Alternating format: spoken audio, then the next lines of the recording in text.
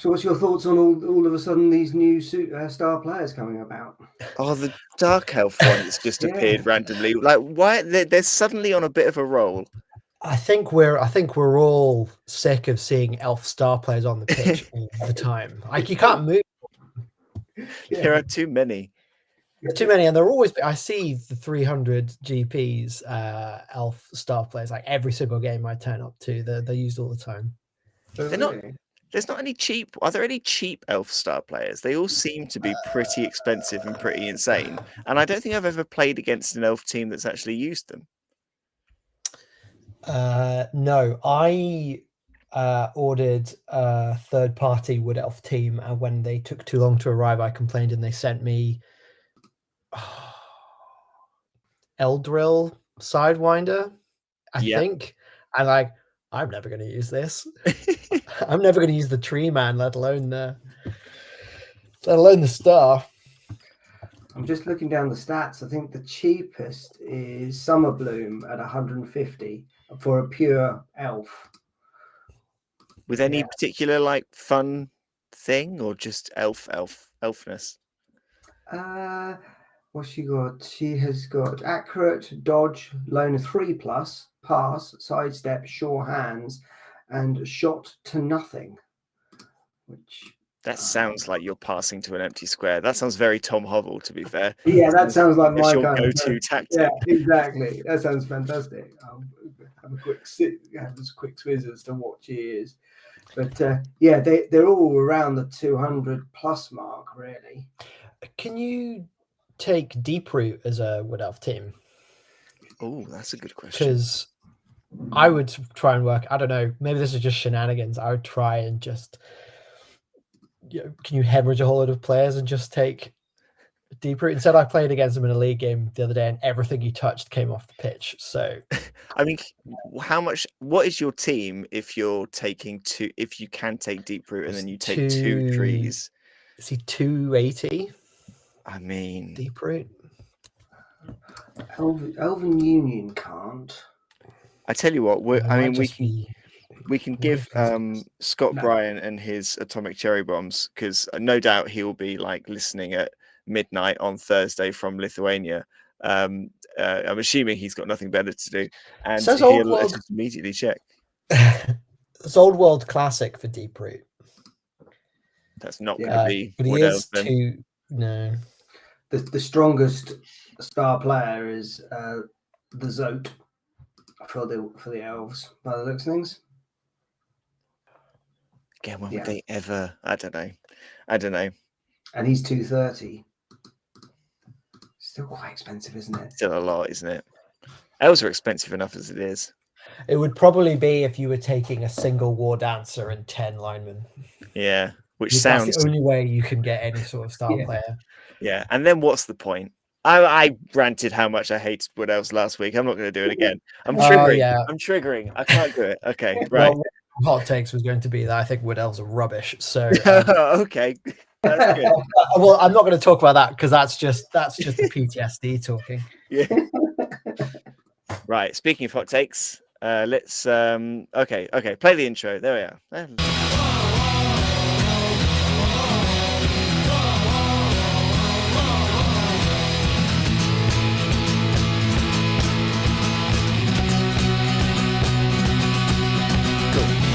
Hello and welcome to New Dice Please, the bite-sized Blood Bowl podcast brought to you by the people of Blood Bowl Live.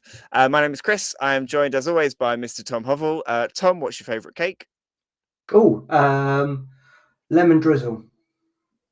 Okay, I'll take it.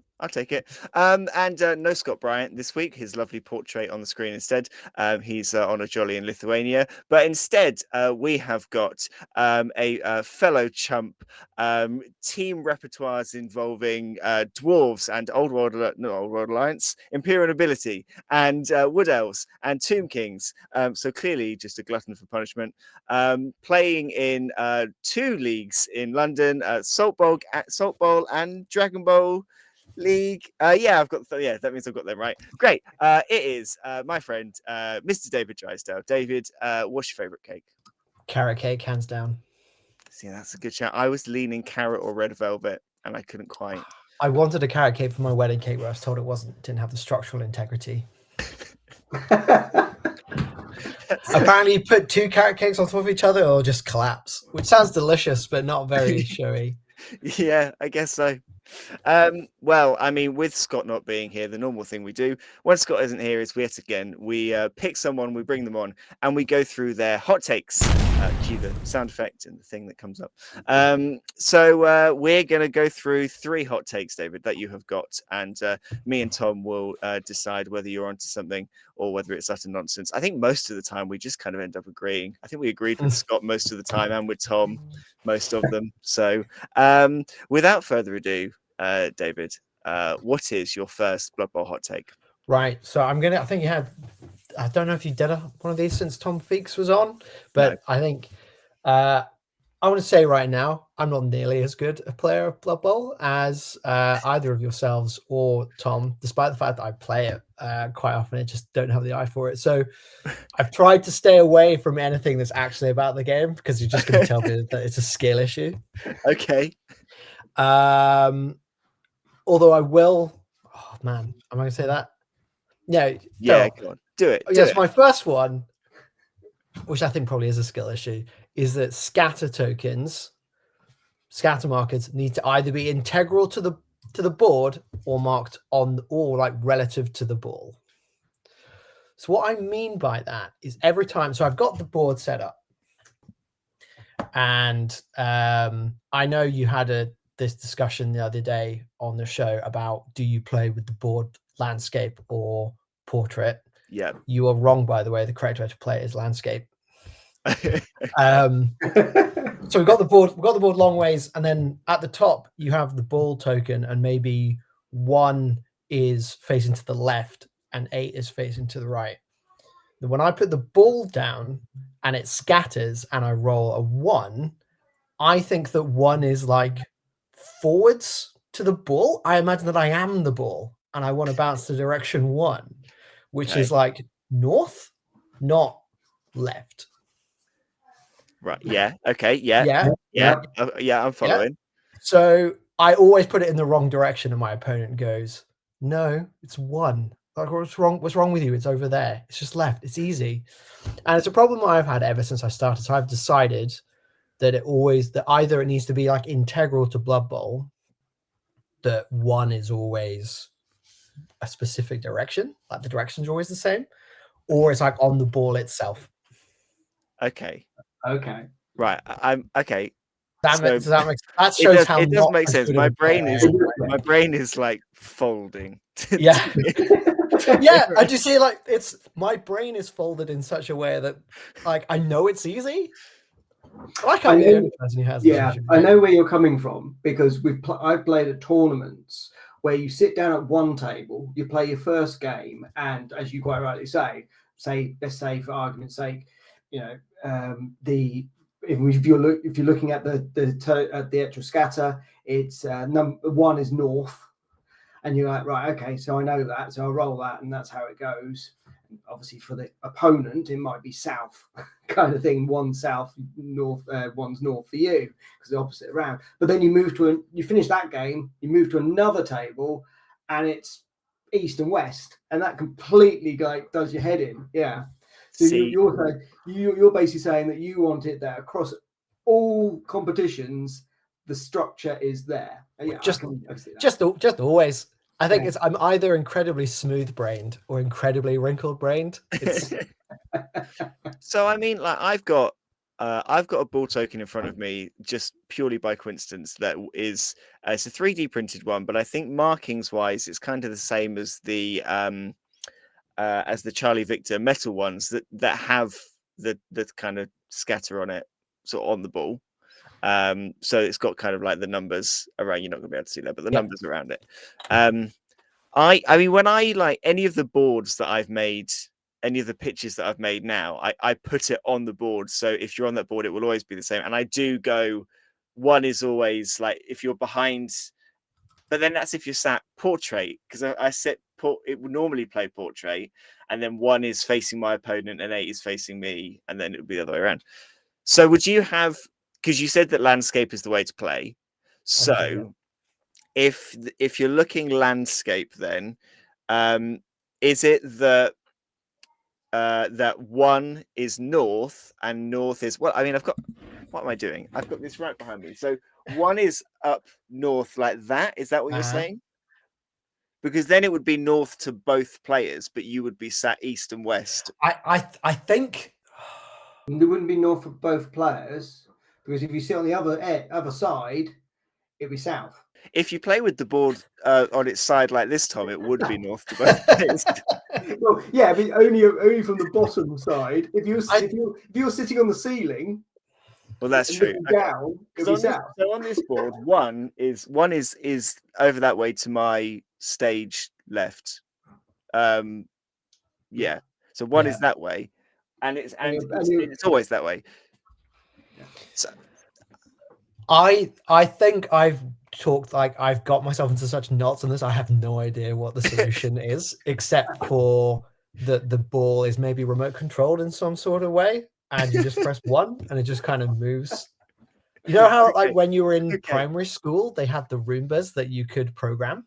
Yes. Back in the 90s to teach kids how to code. Yeah. Something like that.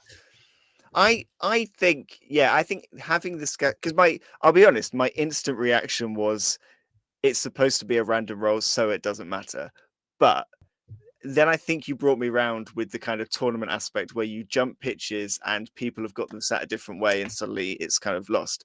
And I've watched a game. I saw a bit of a game in the shop where basically there were two people had placed two scatter tokens next to the board in different orientations and got 75% of the way through the game without realizing that they were both scattering different ways and not like against each other. And then it didn't matter until the result of the scatter based on one person's was that it landed on a player who then caught the ball, and on the other person's it landed the opposite side. So then it caused all sorts of confusion and rolled it and all sorts of a mess.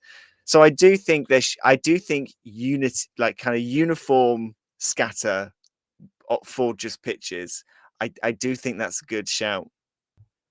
Yeah. I think so. I had this as like a second hot take, but I'm going to fold it into this one because it's like a sub one. Okay, I think it's like 1.5. 1.5 or like 1B. 1B. I don't think Games Workshop actually know how people play Blood Bowl because you mentioned you've got that Charlie Victor token that has the scatter on it. Yeah, I have over here. I think it's this year's NAF membership token, which is a throw teammate token. Yeah, that also has the scatter on the other side. If Games Workshop, they want to sell you all kinds of stuff all the time. Like Kill Team, there's a specific set of barricades for Kill Team that you have to buy. I Love Warcry, it's full of cards that it wants you to buy. Blood Bowl, they've kind of got those team cards, which I don't know if anybody ever actually buys or uses, but they don't have. Okay, cool, cool. But I never even see those in the shops. But the ball token, like you can't buy the tokens separately for Blood Bowl. I don't think, can you? The range finder, which in my leagues we use beer mats that have the template on the back that tell you how far a short pass is and a quick pass is, and their ball tokens. And I don't even know if all the teams still come with them. The tiny little balls to stick in the holes on the like. Everybody immediately goes, hey, there's a poker chip or something else or a 3D print something that you can use instead. And the Games Workshop don't sell skill bands? Like all these things. You go like, Games Workshop love peripheries. So I'm now going off on a rant. But no, we love it. If Games Workshop thought about their rules and how people want to use it, they would sell a ball token, would come with it. They do the coins with every single team, include a team ball. Yeah, that sits underneath a 32 mil base that has the numbers on it. Absolutely. You're quite right because like they do a set of team dice. Why not do a team ball, like you say, a team token for everyone? You know that people would buy it we're all addicted to the grey plastic stuff, so might as well give us more of it. I completely agree with you. I think it's almost the fact that they don't really value Blood Bowl, to be brutally honest. They don't see there being much value in it. They'll do a team every now and again, but it's more of the two big mainstream, Age of Sigmar, Warhammer 40,000, that they get the real big focus and attention to it. Whereas, Blood Bowl has got a completely different genre of people, I think. There's crossover of people playing a lot of different or others, but I've often seen a lot of, I don't play Blood Bowl, I play Warhammer. I don't play Warhammer, I play Blood Bowl. So I think you're quite right that but on the flip side, it's one of probably the most tapped in third party products out there. I think I haven't seen anywhere else that goes so much from a 3D printing process. Again, talking of Charlie Victor and also the other one, Black Orc Down, they've just released loads of Hypnogaze tokens and loads of Bloodlust tokens and stuff like that. So you're quite right.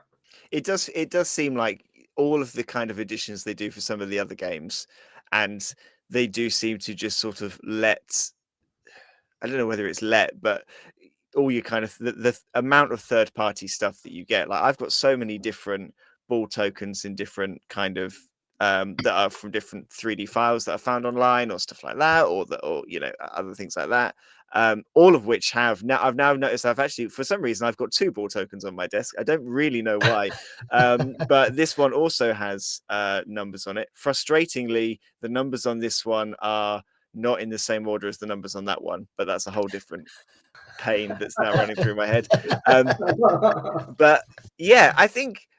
GW not really knowing. I think it might be that they know, like they'll obviously know the game, but yeah, do they really understand, like maybe the kind of people who play Blood Bowl compared to some of the other ones? Because I guess also Blood Bowl compared to the other, and I could be wrong because to be clear, I only play Blood Bowl, but I would probably on the face of it, I would say that there is more lines to draw and comparison between all of the other games than there is to draw between any of them and then Blood Bowl. So Blood Bowl does feel like it is the most different and least kind of comparable.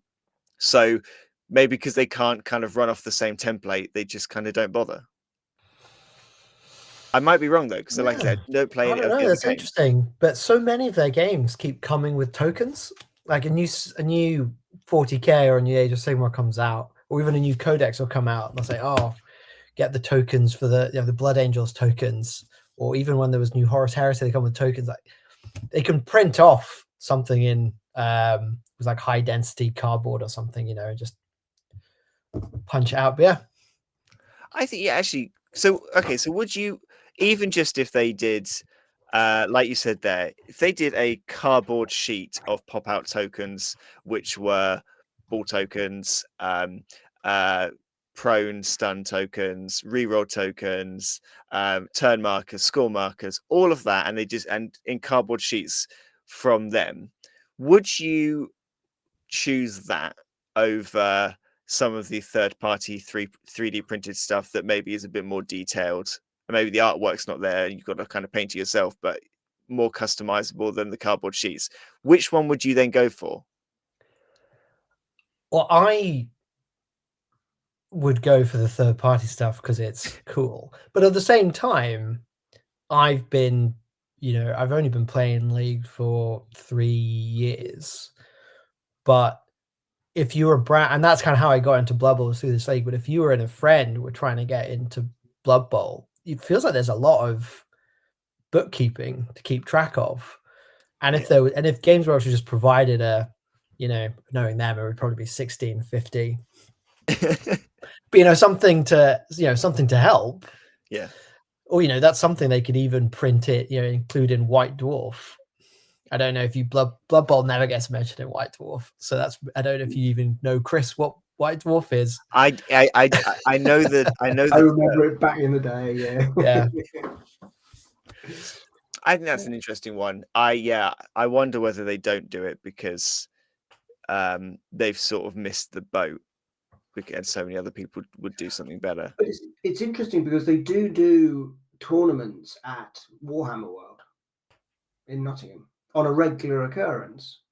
And part of so that's an interesting point, because part of that also, because it's done at Warhammer World, you can't take third-party stuff. So does that mean Blood Bowl tournaments at Warhammer World have to use the little stubby? You insert? can't use models.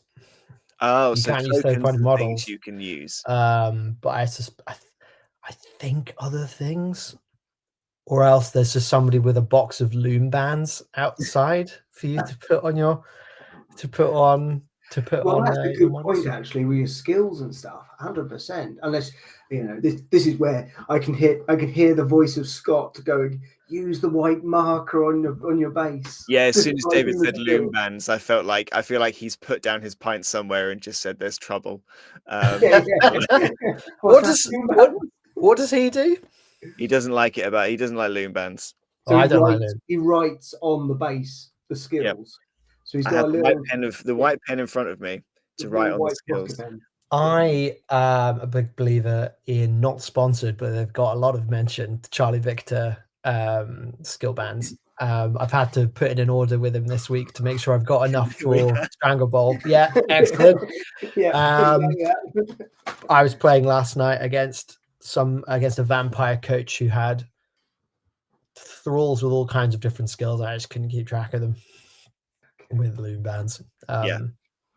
It's but Games Workshop have no solution for that.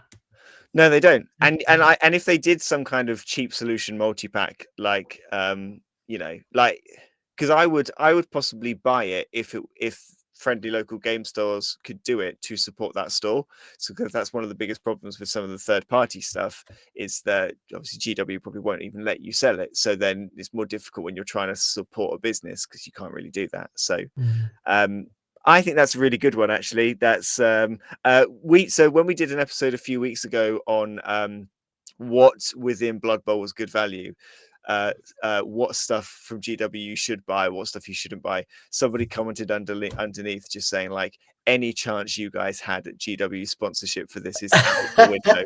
And I think we're now just kind of nailing that down. But hey, we'll get Charlie Victor will sponsor us now, I'm sure. Yeah. Okay, so that was 1B. What is number C1C? Well, 1C was going to be was engaged with the third parties. But we've already covered that, so it's fine. Right. So we'll go back to something a bit lighter. Cool. There's more sets of tone. Necromantic teams. The Ghoul Runner should have block. The Wraith should have dodge.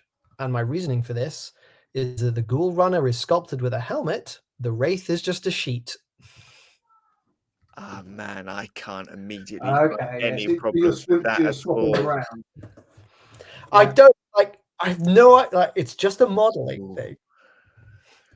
Yeah, but that's a good shout. I look at a ghoul and you think it has block because it's got a helmet. Yeah. Right. No, I see where you're coming from.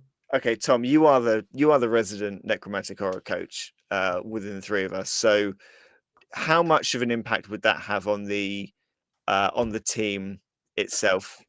Putting block on the ghoul would be fantastic. That's the first thing. If I'm ever going into a tournament, I'll always have a ghoul with a block on it.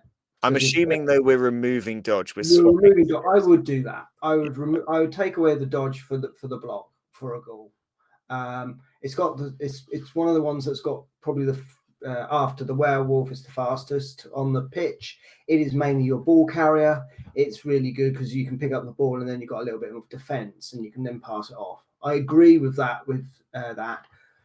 The Wraith, yeah, I'd probably say true, because as you quite rightly say, it's just a sheet. So it's already got sidestep as well. So if you swap block for dodge, so I'm trying to remember what it's got sidestep and foul appearance, hasn't it? Foul appearance as well, yeah. So it's already got quite a lot of things already on it. So it's got block, foul appearance, no hands, regen, and sidestep.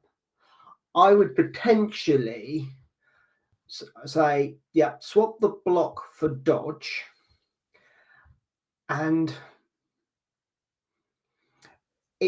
would you swap the foul appearance for shadowing because it's a ghost? Again, I can kind of see the kind of thematic Yeah. link with So, that. you then have a dodge, shadowing, sidestep, no hands.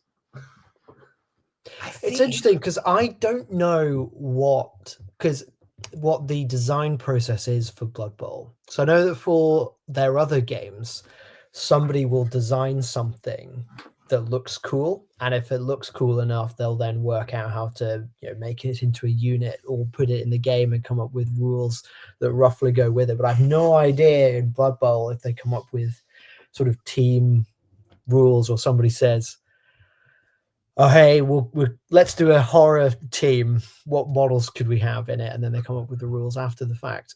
The one thing I liked about Blood Bowl is that I basically did Warhammer 40,000 back in the 90s.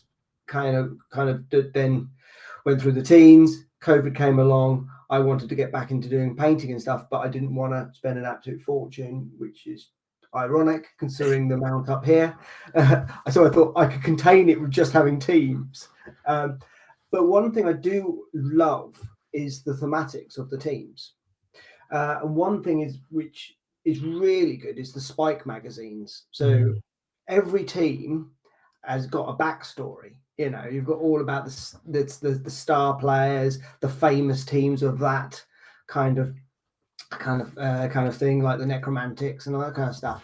So yeah, I would definitely say that there's much more kind of backstory and idea around them. And then I wonder whether they then start looking, as you quite rightly say, looking at the players and saying, okay, well, we don't want to make this one too powerful, or we need to have some nega traits in there. Yeah.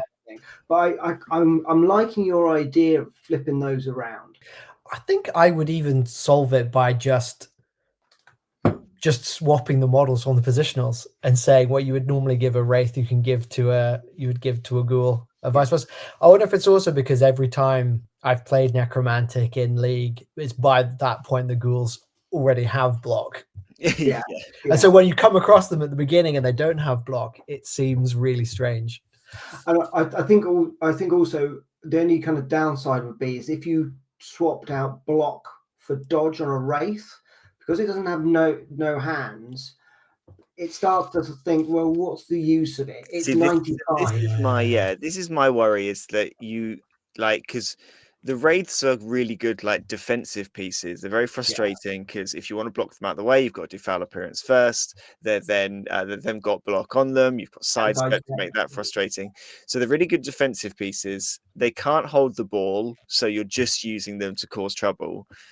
If you take block away and give them dodge, then unless it's a tackle piece, they're not going down on a stumble. But would they stop being as good defensively, because they cannot be your offensive piece because they don't have any hands? I have a thematic idea because it's a sheet, because it's a bed sheet.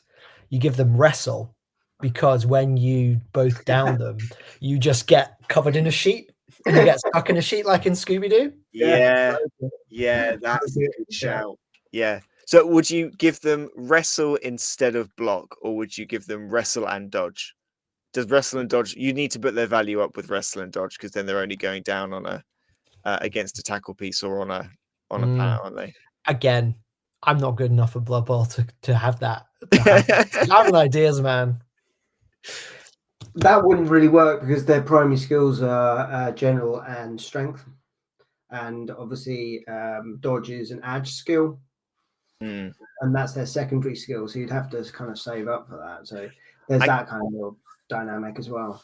I can see a world where GW release a kind of an Undead Alliance team, sort of similar to Old World and Chaos Renegade and stuff, where you can maybe have one Wraith and also one Mummy, and also and pick from between all the undead teams and to create some kind of monster.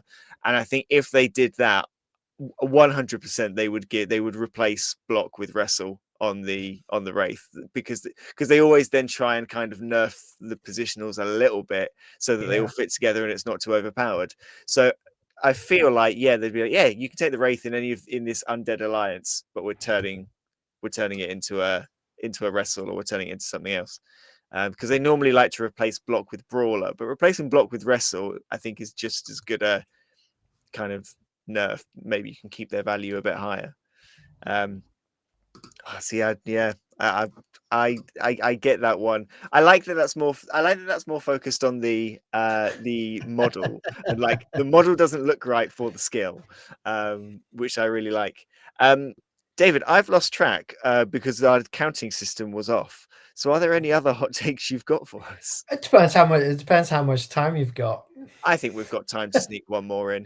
Okay, one more, and I said I wouldn't let my own game biases fall in, but this is my experience we've just finished the regular season in the DBL in London, and I'm into the knockout stage. I have been playing Imperial Nobility, and my experience has been Imperial Nobility are not allowed to be as expensive a team as they are for how rubbish they are. I immediately don't think I can disagree with you on this one at all. It's probably not a hot take. I mean, I think it's a valid point though, like, because you look at some of the positionals, because I look at the Imperial Nobility, and I got the box set. I got the Blood Bowl kind of the box set one Christmas, and immediately sold the Imperial Nobility team so I could buy a bog standard human team, because there was more you could do with the humans. They were kind of more versatile. Whereas the Imperial Nobility team I looked at and I thought, well, their passing and catching situation is not as good, I don't think, as the normal humans, because passing stat is higher. They're still only armor 9 all across there, so they're not exactly sort of stronger to be a bashier version. So I did kind of wonder, like, what is the game plan there? Because they feel like less flexible humans. Yeah, I get that it is part of the flavor of Imperial Nobility is that they are expensive because they are all the sons of nobles, and probably they're where they are through nepotism rather than through innate skill. But it's hard enough catching, picking up the ball on a 3+ with no inbuilt sure hands on the team, without also giving your opponent 150k in inducements at the same time. Also, I've just noticed your linemen are 45 compared to a standard human lineman is 50. And you think, oh, that's quite a good bargain. But and you also get a skill of fend, which again is like, oh, that's caught me off a couple of times when playing against nobility. It's like, oh, I can't follow up, kind of thing. But you suffer on your agility. Your agility 4 rather than 3. So and armor 8. And armor 8. Yeah. Your thrower is again cheaper. Got a worse passing, so it's passing 3+, and you've got, instead of sure hands, you got running pass, which it's used all the time. then you've got that weird thing where you've got a blitzer and bodyguards as well, and your blitzers look quite good because they're the same stats across the line as a normal human blitzer, plus you get catch. But it's 85 for a human blitzer, or at 105 for a noble blitzer. Yeah, 20k for catch. I mean, and you only get 2 of them. And you only get 2 of them, and then you got your bodyguard, which is this unique one. So which again stand firm and wrestle, but only strength 3 and armor 9. So this could turn into a little bit of a Imperial Nobility bashing, but if you look at the positionals, so realistically, ignore the retainer lineman, Imperial Thrower, Noble Blitzer, and Bodyguard. Those 3, would you take any of those 3 positionals and put them in another comparable team like humans, or I guess at a stretch Norse, or Old World Alliance. Would you take any of those and replace a positional in another team with them? Like, are any of those positionals good enough that you would actually be like, you know what? If I had the option to have one of them, but with different support around it, I would take it.